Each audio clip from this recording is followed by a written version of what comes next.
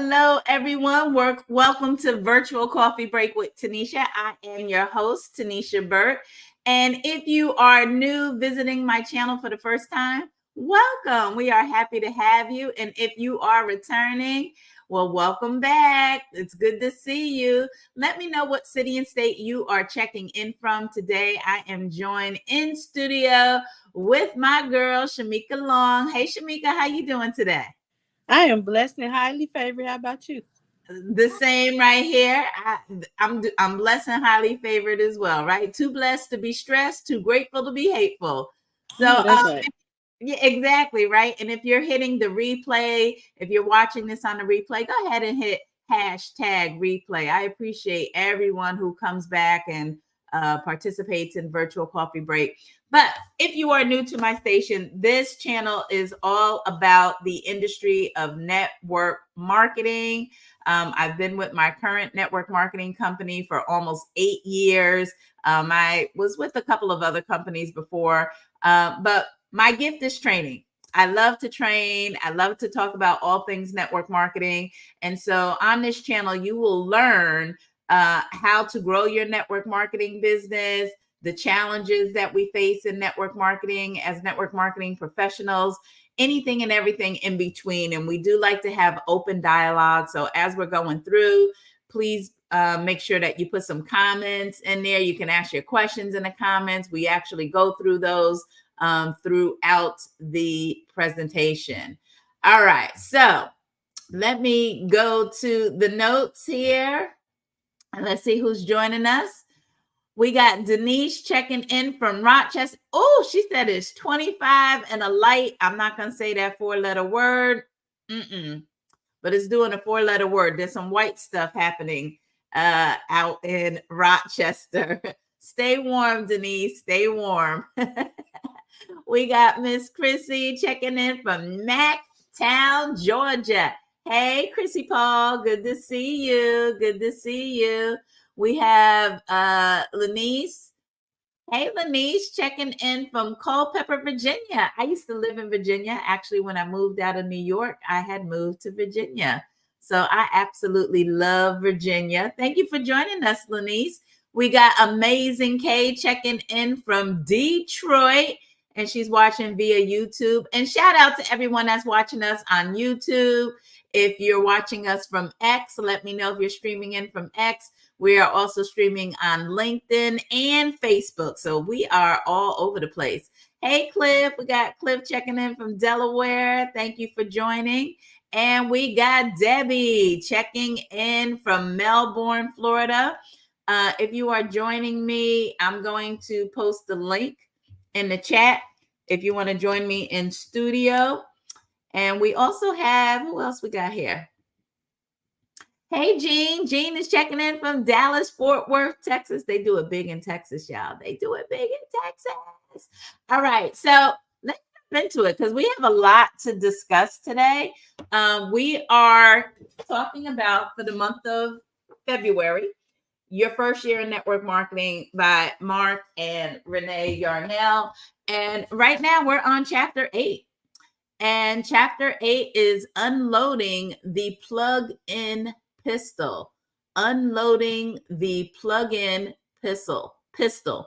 Recruit and train your people instead of depending on others. Oh my goodness. Yes. You want to make your team system dependent and not people dependent. So let's jump into the first paragraph of chapter 8. There's a devastating weapon which can misfire, injuring potential leaders in our industry. This little weapon can also backfire on new distributors, crippling and sometimes destroying their ability to recruit and train long distance prospects. Both of us fired these weapons in our first year as network marketers, and it is discharged daily by new people in multi-level marketing organizations all over the world.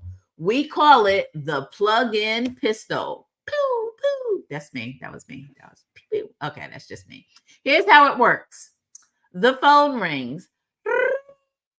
It's one of your distributors who tells you very enthusiastically that she has a major well-connected prospect in another state who is so credible that he will make billions of dollars for everyone in her upline. Once those remarks are uttered, the pistol is fired. Shots fired, shots fired. That's just me adding my little extra to it. So I need to plug him into someone in that city. Do you have a leader there whom you can recommend? Even more complex is the foreign prospect due to the language barrier. We just signed up a distributor in Tokyo and he's so excited. What kind of training meetings do we have going on in that part of the world? We want to get him plugged in right away. The problem with trying to plug in people in this way is quite simple. It seldom works and more often backfires negatively, affecting your new distributors and often creating a permanent obstacle to their success. Success in network marketing is tied to our ability to prospect, recruit, and train and teach others to do the same. No distributors have ever become successful through a welfare mentality of having others do everything for them. There are many examples from which to draw on in this chapter, and we will prepare you for each situations you are likely to face. Now, Shamika, I know you've read this book before. Does that scenario sound familiar? Absolutely. I'm over here like he just uttered the very words that I've said before. So I can definitely relate to that. Me too. Me too. And you know where I normally see something like this? I will get a phone call saying, "Hey, Director Burke, do we have somebody who speaks Spanish to do a three-way?" And I'm like, even if we did, who's going to train them?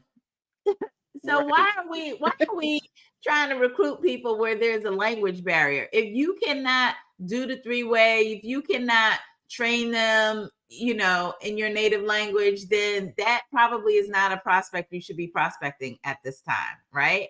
So let's jump into chapter 8, unloading the plug-in pistol. So number 1, the plug-in pistol fires each time a rep signs a new BP, business partner, long distance, and then plugs in that recruit to any local training meeting that is available in that particular city, right? So you sign up a new BP, they live in another state, and now you trying to plug them in to what's going on in that city. That's called the plug-in pistol. Number 2, select the long distance leader or group to whom you entrust your new frontline BP with the same scrutiny that you would choose the daycare provider for your own child. Ooh, ooh, ooh, ooh. Shamika, you got a little one. My little one is a big one. But what hits you when you hear that? That you got to use the same scrutiny of selecting a leader in a market that you're not in for your new business partner to plug into. Use the same scrutiny as you would selecting a daycare provider for my little man to read. Whew. I definitely can attest to that. Um, because I am a mom, I always said I wanted to put him. I feel comfortable putting him in a daycare in which he is first old enough to talk to me and tell me things, if something goes on. But then you also want to do that background research with, okay, I need to see some reviews. I need to hear from some other parents, the experience. Why should I entrust you guys with my child? So it is very strategic when it comes to that because you want to make sure your child is getting the best care while you're not there. So I can definitely attest to that part of it. Absolutely, absolutely. And every leader has a different leadership style, right? And so you don't want your new BP to cling on to a leader whose leadership style is like the total opposite of what you're training or doing, right? Yes, we all should be following the same system, right? Picking interest, showing the plan, three-way call, but how you do it is going to vary from from leader to leader. And as we always say, a confused mind does nothing, right? So it's super, super important that first you build a relationship with the leaders in these other markets, right? That should be priority number one. That is why it's so important that you show up to the meetings. Never miss a meeting you're qualified to attend. Why? You need to be networking with the other business partners, but more importantly, with the other leaders in that market. So you get to learn their leadership style, what they're doing, what they're not doing, so that if you get a new business partner in that market, you'll know exactly which leader you want to introduce them to. Kind of that leader kind of becomes like the surrogate sponsor, right? You don't want to be hands off, but you do want them to have someone local when you can that can kind of be that surrogate leader there that they can also lean on. Number 3, just as the best of all possible solutions is to raise your own child, so too is it best to train your valued frontline yourself. So no foster parents here. Okay, you want to raise your own child. Don't put that on somebody else to do in network marketing. Again, this is, and I had a situation I'll never forget. I had a business partner get on my calendar for one-on-one coaching. This was years ago. And they were like, Director Burke, my team's not following me. I'm posting things in the chat and messenger or whatever, and they're not following me. And I said to them, well, tell me about your onboarding process. And they said, well, we have a team onboarding every week. And so, I plug my new business partners into this into the team onboarding. And I said, well, that's why your team is not following you, because you put it on somebody else to, inoculate your new business partner. So they have more skin in the game with your leader who's conducting the onboarding than they do with you. You're not leading. That's why they're not following. Very simple. All right.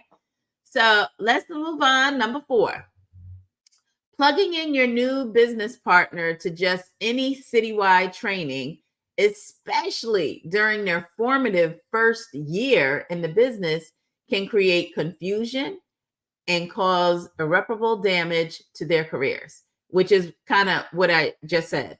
Letting someone else raise your children, and then you wondering why they become badasses, end up in jail, right? That's because you didn't take the lead on raising your own babies. That's why. And like I said, your leadership style, your training may be totally different than what the other leader is doing. And so a confused mind does nothing. So now they're hearing in one ear, you're saying do this, but then with the local leader, they're saying do that. So you gotta be careful. And honestly, I have to be mindful of this too, right? Because when I'm doing trainings, I have to be very, very careful to keep my trainings as general as possible. Because I don't want to say something where it's contradictory to what their leader might be saying, right? So sometimes I have to always preface what I'm going to say and say, hey, this is the world according to Tanisha, and it doesn't mean anything to anybody but Tanisha. And I'm just saying, this has been my experience. This is what I do or whatever. But no, you need to be doing whatever your leader is telling you to do. Now, if your leader is telling you to do something and it's not working, then guess what? You are the CEO of your business, and now you need to seek another way of doing things, still within the system, right? You want to stick with the system, but within the system, you have your own system of how you're going to do it, right? Like, as I said, on Tuesday, there's so many different ways to peak, right? We're still peaking, but there's a lot of different ways. There's online, there's offline, there's right? There's so many different ways. People are using technology. Some people are not, right? So even with training, right, there's just different ways of doing things. So yeah, oftentimes you'll hear me say, this is the world according to Tanisha, because I'm saying that this is what I do. This is what works for me, but you need to do whatever your leader is teaching you to do. Number 5, conduct your own training with your long distance business partner by sending them an outline of your system. How many of you have an outline of your system, right? I have what's called the 15-day quick start, right, Shamika? Do I not put that out there as the outline of this is, how you should onboard your new business partner, right? There's a system. You want to answer their questions, and then you want to get a commitment that they will follow your system exclusively. They need to understand that there's other systems out there, but you're teaching them the system that you want them to follow, right? So that needs to be explicitly said, right? That I need you to commit that you're going to follow everything. This is why when I'm doing the onboarding, I say my role is to call the play, your role is to run the play. That's what we play. That's what this partnership is about. I'm the coach, right? You're the player. I'm gonna call a play. You run the play, right? And this is how we're gonna make this money. So Shamika, what are your thoughts about conducting your own training with your long distance business partners by providing the outline, answering their questions, and getting their buy-in that they're gonna follow your system exclusively? I agree with you that you definitely should train your people, because you want to let them know that you have knowledge, right? That you plug in, you could help them out, if ever they need something. And I have made the mistake of putting my people on group Zooms, right? To do the to do the onboarding. And so I had to switch that and make it more personable. And Mm-hmm. it does, you guys, y'all might have some intimate questions because we doing a game plan interview, right? So if it's one-on-one and it's personal, you can really like deep down and have that deep conversation that needs to be had, as opposed to a group setting. They may hold back on saying some things. Mm-hmm. They might have the camera off, making it less personal. So Right. I love having that, because I am plugged in and I do have some knowledge, right? I can let them know like, hey, I'm here, this is me. I plug into, so this is how I know some of the things, and here I'm gonna show you the tools and resources to help you be successful. But then we can really have that one-on-one conversation and get down to the root of things, the meat and potatoes, as you like to call it, instead of just green grass is green type of thing. So I agree. Absolutely. And you bring up some really good points. Remember, we talked about having to customize your onboarding, right? How can you customize an onboarding to your new business partner situation if they're in a group setting? They're not going to tell you everything that's going on in their household in a group setting, right? They're going to be there, be quiet, and hopefully taking notes. And so that doesn't allow you to customize. So that, again, I've always been against these group onboardings. I've always thought they were a bad idea, but people do what they want to do, right? People are going to do what they want to do. But our visionary said we need to customize our onboardings with our new business partners, right? It's not a cookie cutter. It's not gonna look the same. Is the information you're gonna share be the same? Yes. The information you share is going to be the same, but how you disseminate that information is going to look different. It's going to look different, right? Perfect example in my industry, I'm in travel, right? We have a marketing side, we have a travel side. If I enroll a new business partner who's right smack in the middle of planning the family reunion for their family, am I going to start with the marketing, with the training like I do 99.9% of the time? Absolutely not. We're going to jump right into the travel side, right? So that they can get all their certifications, get their their registrations done, whatever, so they can book that family reunion, right? I have to adjust, I have to customize my onboarding for that person, right? I typically don't work on Sundays, right? Sundays, my calendar is blocked. I feel like that's family time. That needs to be my time where I'm not doing any business. I still have one director meeting in the evening, but outside of that, my calendar is not open to the team. Well, guess what? I just enrolled to a business partner who enrolled her first business partner, and they work as servers, right? And so Sundays are usually the days that they can do their onboarding and their training and stuff. So guess what? I had to make an adjustment and customize my onboarding process to accommodate their schedule, right? So that is super, super important that you conduct your training with your long distance business partners, because that's also your opportunity to build rapport with them. And what is this business? This is network marketing. It is a relationship building business. You cannot build a relationship, a deep, meaningful relationship with anybody through a group training. You cannot do it. Okay. Number 6, as your new associate moves through the process, continue their training by recommending to them 1 or 2 motivational tools, offering to coach them once a week, and C, conducting individual personal strategy sessions via Zoom, closing prospects for them, and being available and supportive whenever they call, right? So we're talking about you building, again, this rapport with your new business partner through their training, right? You're going to recommend tools for them that's going to help them, right? One of the tools that we recommend, read this book within your first 30 days.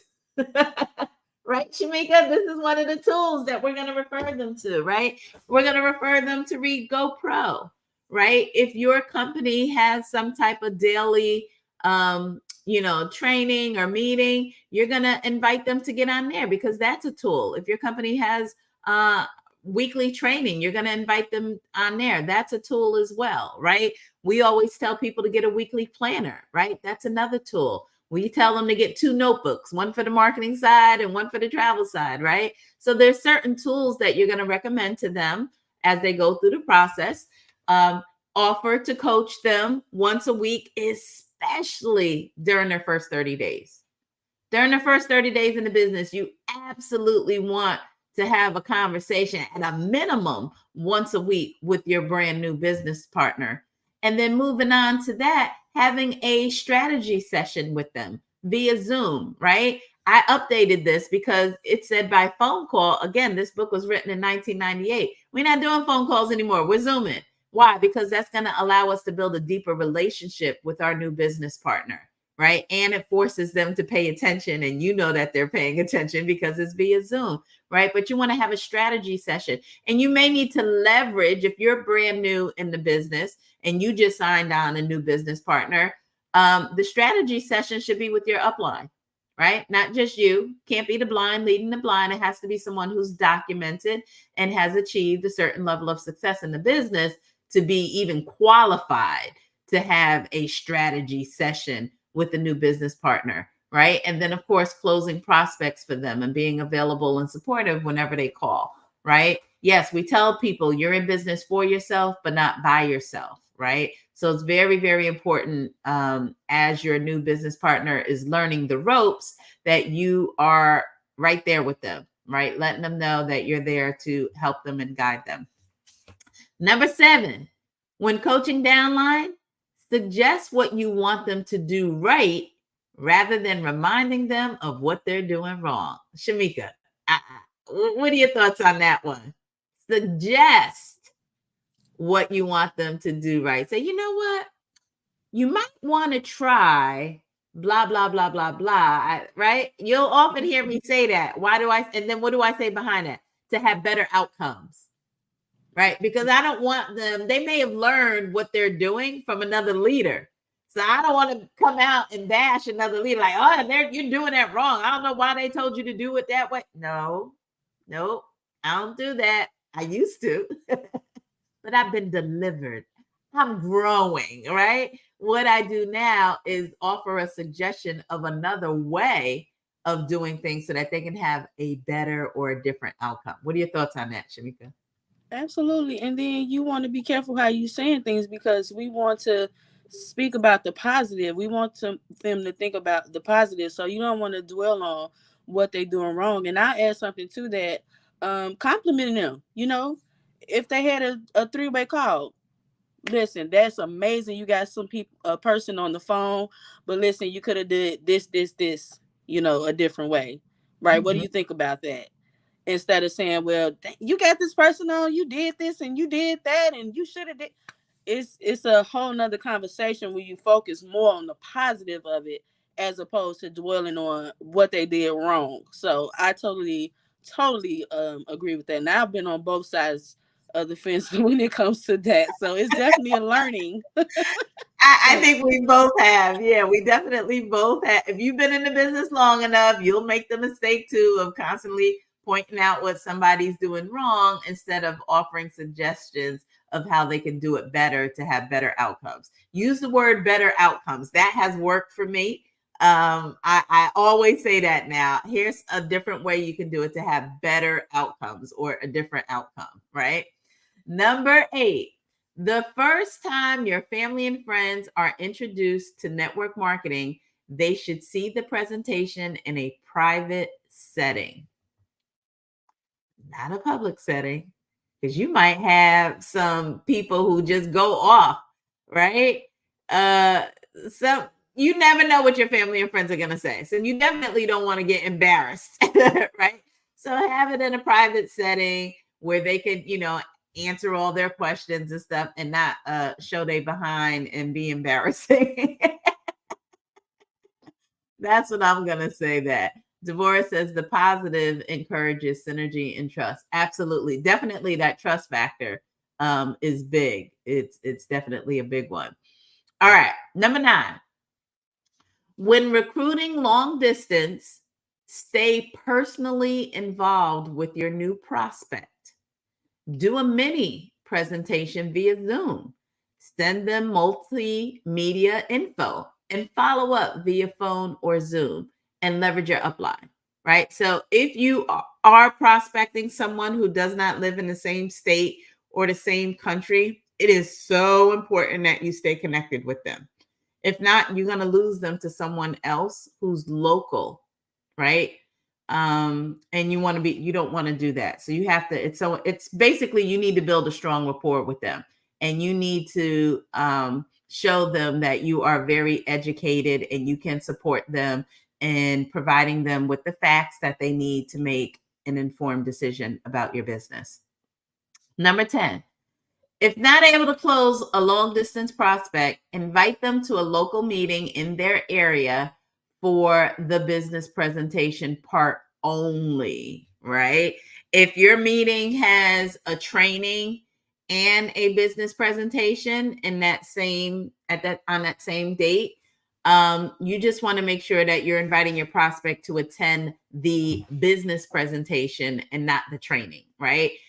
Here in my Orlando market, we do training at 6:15 and we have the presentation start at 7 p.m. sharp, right? So if I'm going to invite a prospect, I'm going to invite them and tell them to show up, 5 minutes before 7, right? I want them to be there early and not late, all right? Get there 5-10 minutes early. Presentation is going to start promptly at 8. The other thing that I will say is with long distance prospecting and inviting people to the local meeting, make sure you have a follow-up call scheduled for after the meeting, whether it's that night or immediately the next day, that you have a follow-up call with them. And I'm going to tell you why in a minute. We're going to get into it because they do talk about that here. Number 11, the purpose of network marketing has always been to consume and distribute quality products by word of mouth while paying distributors what they are worth, thus enabling them to live quality lives, right? When we talk about paying them what they're worth, right? He who does the work gets paid. And if you don't do the work, you don't get paid. And honestly, that's the way it should be, right? Shamika, what are your thoughts on that? I totally agree with that. And, you can determine what your worth is, right? As opposed to knowing, okay, I'm going to get paid $15 an hour. I work 40 hours a week. That's my work here at the job. But over here in network marketing, you determine how much your worth is, right? You can determine how many people you talk to. So I absolutely love that. I don't know how much money I'm going to make this year because it's no cap. So I love that aspect of it. True. Absolutely. Absolutely. Amazing K says, when you say private setting for family members, are you referring to one-on-ones or PBRs? Can you expound on that more, please? Yes, basically, with your family members, you should not, the weekly meeting should not be their first exposure. So either, yes, a one-on-one or a PBR, which is a private business reception or private business presentation, should be the first exposure, right? Because you want them to be able to be themselves with you, right? If you're exposing your sister to the business for the first time, right? Have a PBR at your house, have your sister over. You know, it's fine to have some other people over, but your sister's gonna be your sister. Right? She gonna ask questions the way she gonna ask questions, the way she is, right? So you don't want that. You don't want to make the weekly meeting the place where your sister is being herself, right? No, this is a professional business exposure. We conduct ourselves a certain way. You want your family members to be comfortable when you're exposing them to the business for the first time, so they can be themselves. They can ask the questions the way they want to ask, and they're going to be asking you intimate questions too, right? Your family members want to know, well, what have you done in the business? How much money have you made? Da, da, da, da, da, right? So a private setting is going to be best for that. I hope that answered your question. Okay. Welcome, Christina. Go ahead, Shamika. I was gonna say, can I say something to that? Because I messed up in the very beginning. I was the one inviting my family members onto those group Zooms when honestly I feel like I definitely should have had a personal in-home meeting with my family members. That way they could have taken the information more personally, I guess. So I definitely don't make the mistake of doing that. So I totally agree with that, to have their private setting, because of course you want to conduct yourself professionally and be business like, but it's like you kind of get a chance to let your hair down a little bit when it comes to family, so you can still be yourself. So I agree with that. Exactly. And like one of the things that I do with my new business partners is we schedule 4 business launches over their first 4 weeks via Zoom. So guess what? One of those could be dedicated to just, that immediate family member, right? Because again, it's just going to go down a little bit differently with your family than it would be if you're inviting, associates or maybe some coworkers or something like that. Keep the family stuff within the family, so everybody's comfortable, can be themselves. And then if they need a second exposure, now that can be the hotel meeting, right? Yes, divorce. Definitely. Remember, BAM fam, book a meeting from a meeting. You invite them to the weekly meeting, and at the same exact time, say, I want to schedule a follow-up with you to see if you have any questions, get your feedback on the meeting. Do you want to have it that evening, or should we schedule it for the next day? All right. She said, also give your guests an idea of how to dress for the weekly. Yes. Again, I always talk about managing your new business partners and your prospects' expectations. You got to manage expectations.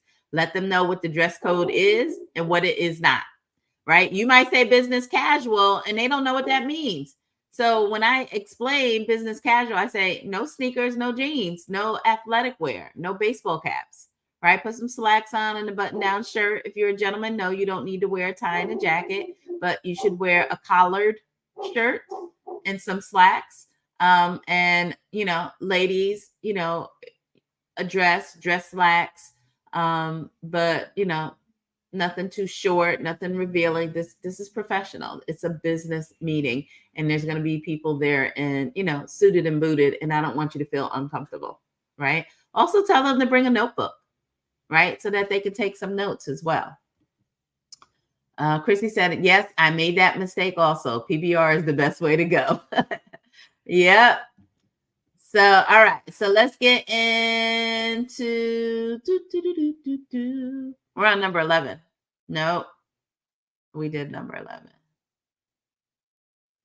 Okay, number 12. You can preserve the integrity of our industry by affiliating only with companies that will terminate even a big hitter who breaks the rules, and inviting honest people into your organization. Man, I got so much to say about this. but I don't want to talk about it too much. I so appreciate the company that I'm with because they are all about, and we say it all the time, 3 words: police and protect. Police and protect. Compliance, compliance, compliance. A lot of network marketing companies get shut down due to not enforcing their compliance rules. They got them on the books, they just don't enforce them. Happens all the time. But I could say the company that I'm with, we're all about policing and protecting, right? If we see something, we say something. Why? We're not trying to be tattletellers, but we don't want the attorney general coming in and shutting us down, messing up our money. That's why, right? And so we're going to make sure that our new business partners are aware of all of the compliance rules and guidelines, right? Make sure we're answering any of their questions. We're checking their social media just in case they post something that's not appropriate, right?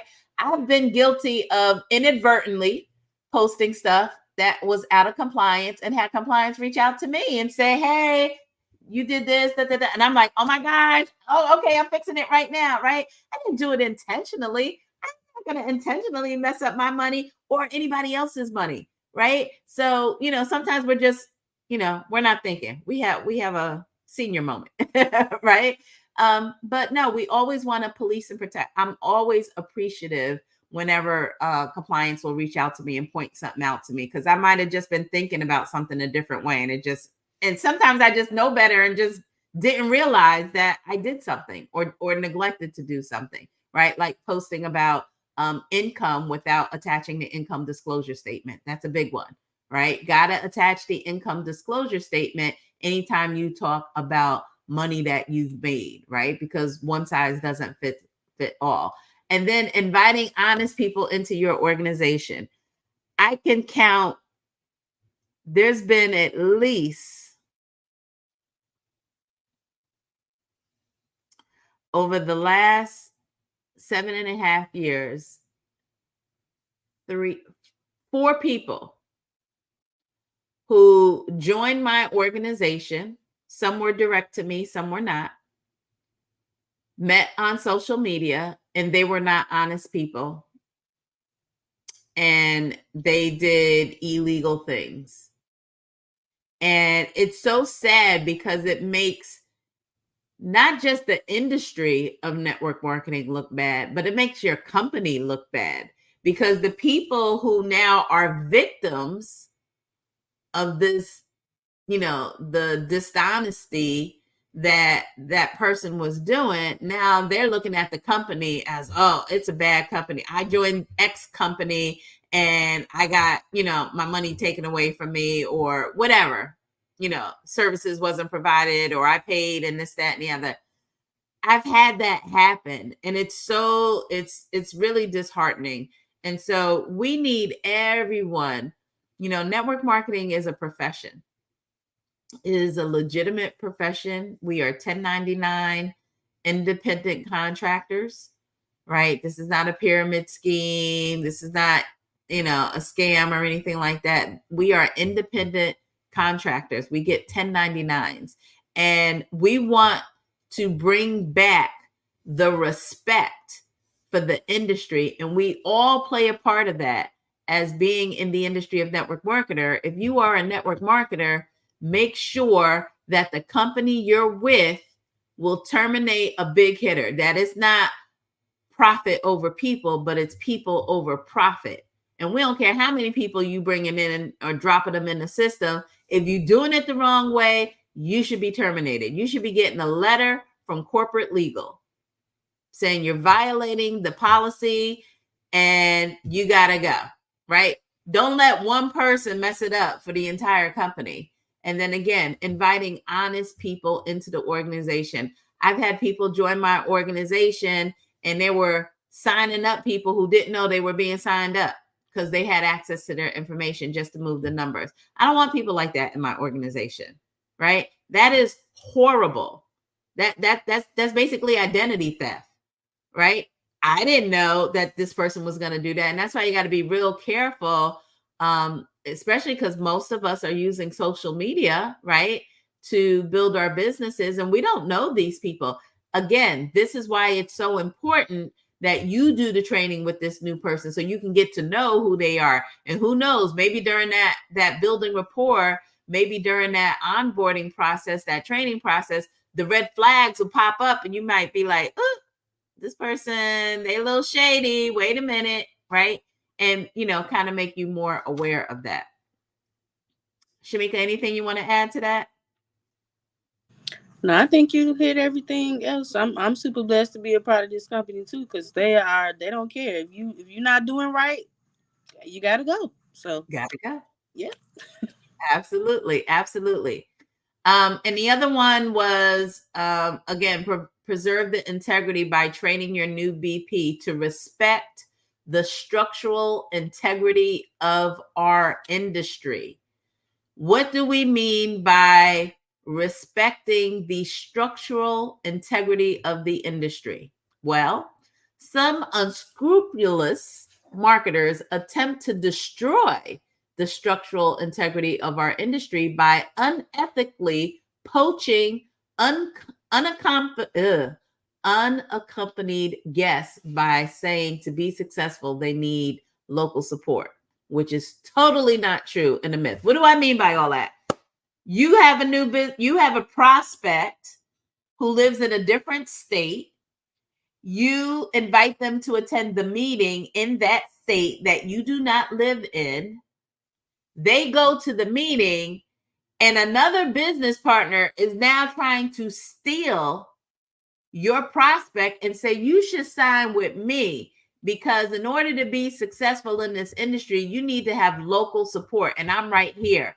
The person that's telling you about the business, it lives in another state. But if you join my team, I'm right here and I can support you to ensure that you're successful. And that is not true. It is not true. You do not have to live in the same state as your sponsor to be successful in network marketing. Matter of fact, that goes against everything that network marketing is, right? Because we make our business system dependent, not people dependent, right? So again, this is why it's so important that when you invite someone to a meeting, there's a couple of things that you can do to ensure that this doesn't happen, because there's going to be shameful people everywhere, right? They're in every network marketing company. You can't avoid it. There's just some evil doers out there that are just going to weasel their way into your company and do some bad stuff. But here's what you can do to protect yourself. Number one, when you are inviting a prospect to a meeting outside of the state that you live in, that you're not, even if you live in the state, but you can't make the meeting yourself for some reason, do a phone introduction to a leader in that market, right? So let's say I'm sending someone out to Chicago, a prospect out to Chicago, and I know Shamika is going to be at that meeting. I'm going to introduce by phone my prospect to Shamika on a phone call or a Zoom and say, hey, Shamika, this is my prospect, Jane Smith. She's going to be at the Chicago meeting tonight. Can you look out for her? Make sure she gets introduced to the presenters and gets all her questions answered. Shamika's going to be like, I got her.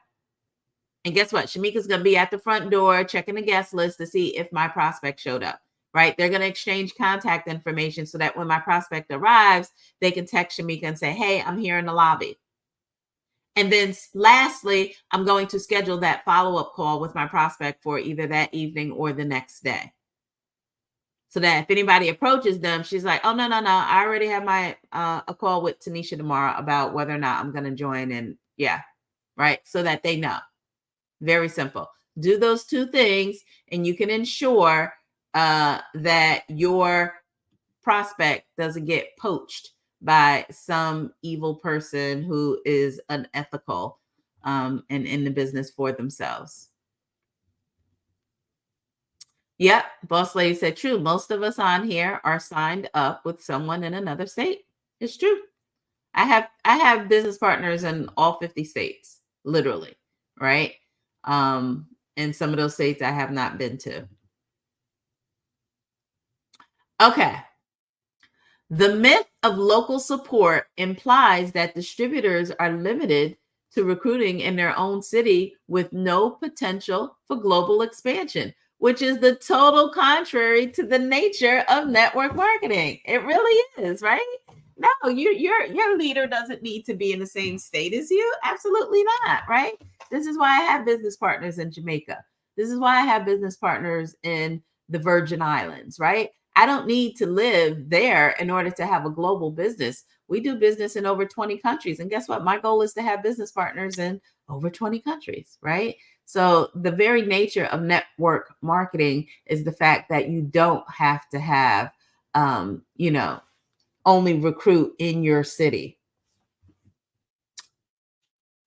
The exponential growth of network marketing lies in the distributor's ability to teach others how to become leaders, who in turn can teach others an easily duplicated system for recruiting globally, right? It's all about the duplication. That is what we do as network marketers. We teach others how to become leaders.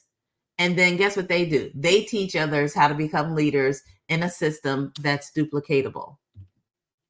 Number 16, success in a foreign market is dependent on, right? We all want to have business partners in other countries and stuff, right? So pay close attention to what we're going over right here. Success in a foreign market is dependent on the loyalty and communication between sponsors and new distributors, well-translated materials that offer a simple, proven system that duplicates, and the self-reliance on the new startup group in that country. It's not just, oh, I found somebody in Belize and I'm signing them up. They have to create, you got to create kind of like a startup group, a small group of people in Belize, and say, okay, group of 4, group of 3, we're about to plant our flag and build this market. And so I need your commitment that together, the 4 of us or the 3 of us, we're going to stay in communication, and we are going to be the foundation for this Belizean market. Right? Luckily for us, Belize primary language is English, right? But let's say you were in Mexico and the primary language was Spanish. You want to make sure that all of your materials, your training, onboarding, or whatever is in Spanish, right? So again, when you're building in a foreign market, it's not just, oh, I found somebody in Mexico who wants to sign up. Woohoo, I got a Mexico business partner. No, you don't live in Mexico. Spanish is not even your primary language. So you need to kind of get a group of people in that market that say, okay, we are going to build this market together with our sponsor who lives in Florida, who we're going to have ongoing communication with. She's going to give us, the guidance that we need, the training that we need. And we're going to take that and we are going to build this market as a group. That's what it's going to take to build in a new market. Number 17. Success does not result from merely finding one good person and then plugging in that recruit to whatever training happens to be offered locally. I've made that mistake. Shamika, you said you've made that mistake, right? There's so much more to it than just enrolling someone from another country, right? Number 18. New recruits in foreign markets are often tempted to switch their allegiance from their original sponsor to local downlines who lie about what's needed for success locally. Yeah, they're tempted to switch their alliance, right? If I sign someone up in Belize, right, and they meet some other business partners in the company that are not in my downline, they may be tempted to want to quit with me and re-sign up with them because they're right there. And of course, those business partners are saying, yeah, you should sign up with us because, you have the support here. We're all here. Your business partner, your sponsor, she's in Florida, And in order to be successful in Belize, you need to partner with us here in Belize. That is not true. Again, that's contrary to how network marketing works. You do not have to live where your sponsor lives because the business is grown based on systems, not based on people. Okay. And I like to say something to that too, Tanisha. It's another one of the reasons why I absolutely love this business, because we have material that we can give to our prospects that's in the proper, culture of what their culture is. So they may be looking at euros while we looking at USDA. So our company give us that marketing material that we can send to them that speaks their language. So I Yes. love that aspect of it. They're still going to get the information, but they're going to get it to where they can understand it. It's to their customs and their cultures. So I don't have to reinvent the wheel in regards to that, because I had to be everywhere, but I definitely am super blessed to have that aspect of it when it comes to the business as well. Absolutely. I agree with you 100%. Number 19, it is vital that corporate leaders crack down on policy violations before they get out of hand. Again, police and protect, police and protect. If you see something, say something. As a network marketer, don't dabble in foreign markets unless the country is you or your downline's birthplace, you have close family there, or your best friend lives in that country. This is why it's so important to read this book when you first get started. Basically, don't go trying to recruit in other countries unless you're from that other country. That's your birth country. You have close family there, or your best friend lives there. Why? Because you need to have a community that you can trust in that area to take care of your people while you're not there. And if you don't have anybody there, then you're setting yourself up for failure. You're opening yourself up for someone coming in and taking your new BP. Okay. Number 21, with the advancement of technology, building an organization in a foreign market is more possible than ever before. Absolutely. Before the internet, how are you going to sell rainbow vacuums anywhere other than the state you live in or the cities you're willing to drive to? You couldn't sell a rainbow vacuum in Mexico if you lived in the United States, right? How are you going to do that before the internet came, right? Or before social media? But with social media and the internet, you could build anywhere in the world. You do not have to have a local business. You can have a global business that you are running from the comforts of your home because of technology. And last but not least, the plug-in pistol won't backfire and hurt you if you take charge of your own organization and teach your recruits a simple system that they in turn can teach to their recruits. Again, good is only good if it is duplicatable. So, Shamika, what are some, I want to hear from everybody, and you can, if you're watching this or on the replay, type in the comments what your biggest takeaway was from chapter 8, unloading the plug-in pistol. But for you, Shamika, what would you say is your biggest takeaway from this chapter? My biggest takeaway is, if you have a new business partner in a new state or somewhere where you're not, to be careful who you plug in your people into. And one aspect of that is who are you plugging yourself into? So that was my biggest takeaway. Is definitely you have to know who you are plugging your people into, because you want them to follow the right cat, right? And know that they are with someone who has integrity, who's gonna be honest, who's gonna be transparent, have those pillars, right? So that was my biggest takeaway for sure. That's good. That's good because it's so important that whoever you introduce your new business partner to, make sure that they are following the leadership. Make sure they are following the leadership. Don't introduce your new business partner to someone who is not following the leadership, because now you setting them up for failure. You basically saying, go play in traffic. It's safe. Oh, no.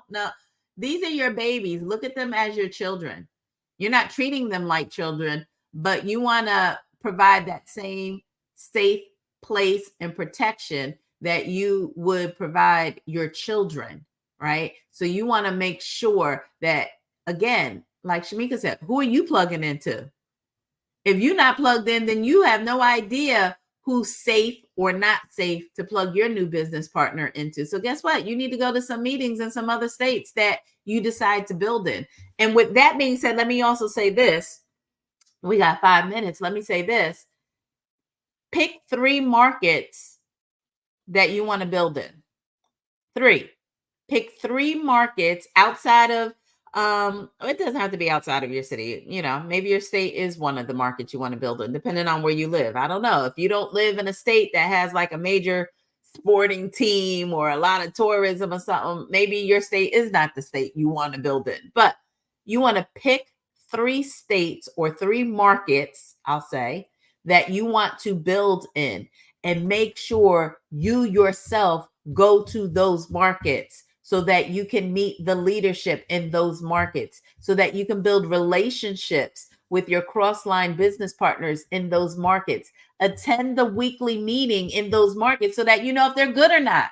Not all weekly meetings are good. There are some meetings in my current company that I would not send my prospect to that market, because I know that the presentation is not a quality presentation. It is what it is. Hopefully it'll get up to par, right? But I just wouldn't do it, right? But how do I know that? Because I went to the meetings in those markets and knew that they were not what I would want my prospect to be exposed to. So again, as a rule of thumb, you pick your 3 markets that you want to build in, and you go to those markets, go to the weekly meetings in those markets, build relationships with the leaders in those markets and the cross-line business partners, so that when you do have a prospect in that market, you know exactly who to plug them into and who not to. All right. Let's go to the comments here. Police and protect your network marketing company. People over profits. That's right, Chrissy. You tell them, people over profits. Denise said, if you have a new BP, be mindful that they are able to be reliable and coachable. Yep. But also ensure you are a reliable and coachable yourself. Exactly. Be the sponsor you wish you had. That's basically what Denise is saying. Be the sponsor you wish you had. And Amazing K said, make sure my new business partner does a 2-on-1 with myself and their family members, or a PBR from now on. Yes, create that environment for your new business partner to invite their family to a private business reception, so everybody can be who they want to be on there. And you don't have a negative family member basically saying something that could discourage someone who's not a family member from joining the business, right? Because like I said, your sister gonna be your sister. If she don't have a filter, and then you have a guest that you met, at the airport or whatever, and now your sister is saying something, you like, oh Lord. Because your family will embarrass you. They don't care. Right? So yes, create an environment for your new business partner to invite. That's their business launch. I call it a pre-business launch. It's before you go all over Facebook and social media saying, hey, I have a new business, come on a Zoom and check it out. No, let's do a private one when you're inviting just your family, just your friends, so that we can expose them in a private setting. They can be who they are, say what they want to say, without being negative to other people, right? That is very, very important. Divorce said, yep, make sure they follow the leaders who is truly following Mr. Bradley, right? In our company, right? Follow the leaders that are following the leadership in your company. Lenise said, thank you for this wonderful Oh, you're welcome, Lanice. I hope you come back. We're here every Tuesday and Thursday. Chrissy said, yes, my sister, no filter, right? We all got one. How many of y'all got a family member that has no filter? Yes. You do not want to bring them to a corporate meeting as their first exposure. Look, Tanisha, all of this made me think of, I want to say it's in the Bible, but you know, when they say train a child in the way they should go, when they grow up, they won't depart from it. That's kind of what you need to do for your new business partners. Thinking of them as a child, right? Your new baby you just birthed, and you want to train them to be successful, and they got to follow the blueprint. So then once they ready to fly, you ready to go, they can continue on and then show their business partners how to do the same thing. So Exactly. Exactly. Well, that concludes Virtual Coffee Break for today. Again, if you're watching on the replay, go ahead and type in your takeaways from this chapter. We got one more chapter to go. So we will be finished with the book, Your First Year in Network Marketing, on next Tuesday. All right. So everybody have a great weekend. Be productive and wake up with purpose, on purpose, and be great. All right. See you all next week. Bye. Thanks for joining.